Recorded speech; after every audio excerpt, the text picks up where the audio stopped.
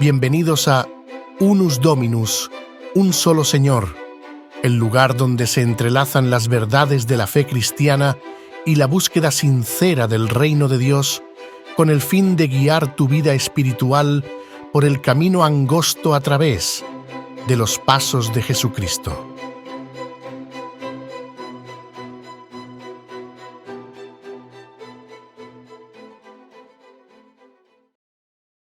Capítulo 29 de la Santa Cena. 1.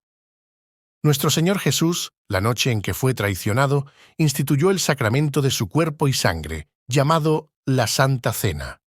Este sacramento debe ser observado en su Iglesia hasta el fin del mundo con el propósito de conmemorar perpetuamente el sacrificio de sí mismo en su muerte, para sellar en los verdaderos creyentes todos los beneficios de la misma, para su nutrición espiritual y crecimiento en Él, para mayor compromiso en y hacia todas las obligaciones que a Él le deben, y para ser un lazo y una garantía de su comunión con Él y de los unos con los otros, como miembros de su cuerpo místico. 2. En este sacramento, Cristo no es ofrecido a su Padre, ni se hace un sacrificio real por la remisión de pecados de los vivos o de los muertos.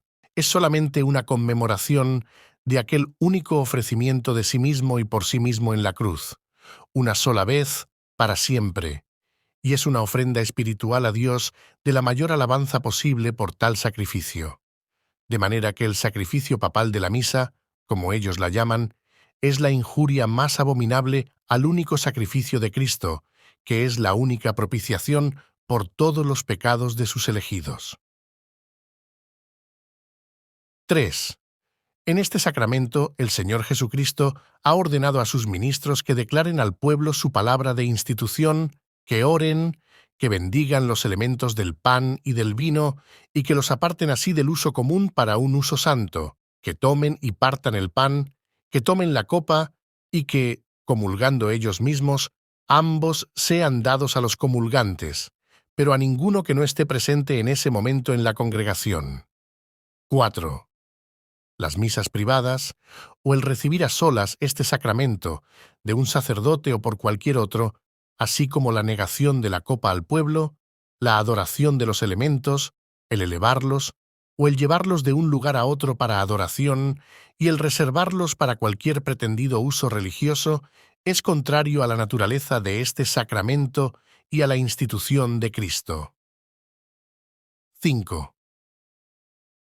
En este sacramento, los elementos externos, debidamente separados para los usos instituidos por Cristo, tienen tal relación con Cristo crucificado, como si verdaderamente fuesen el cuerpo y la sangre de Cristo, aunque lo son solo sacramentalmente y se les llaman a veces por el nombre de lo que representan. No obstante, en sustancia y naturaleza, estos elementos siguen siendo verdadera y solamente pan y vino, tal como eran antes. 6.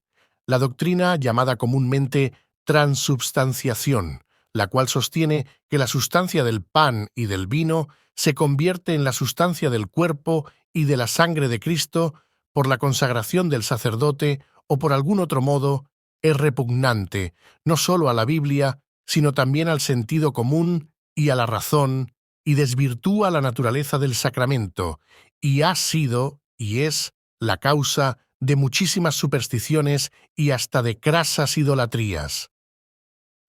7. Los recipientes dignos, al participar externamente de los elementos visibles de este sacramento, en ese momento también participan interiormente por la fe, real y verdaderamente.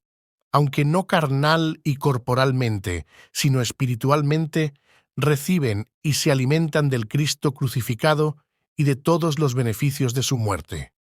Por lo tanto, el cuerpo y la sangre de Cristo no están carnal y corporalmente en, con o bajo el pan y el vino, sino que están real, pero espiritualmente presentes en aquella ordenanza para la fe de los creyentes, tal como los elementos lo están para sus sentidos externos.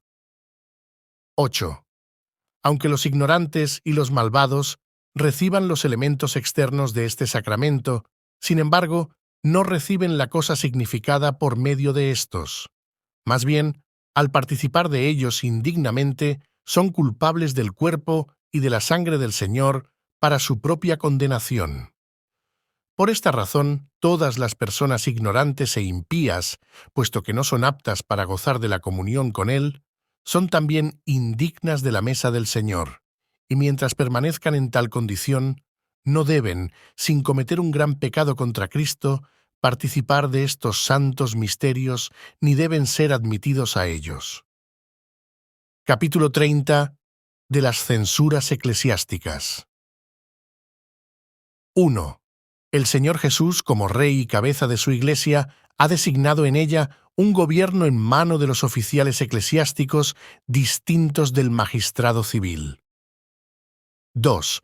A estos oficiales se les ha encargado las llaves del reino de los cielos, en virtud de lo cual tienen poder, respectivamente, para retener y remitir los pecados, para cerrar aquel reino a los que no se arrepienten, tanto por la palabra como por las censuras, y para abrirlo a los pecadores arrepentidos por medio del ministerio del Evangelio y mediante la absolución de las censuras según lo requieran las circunstancias.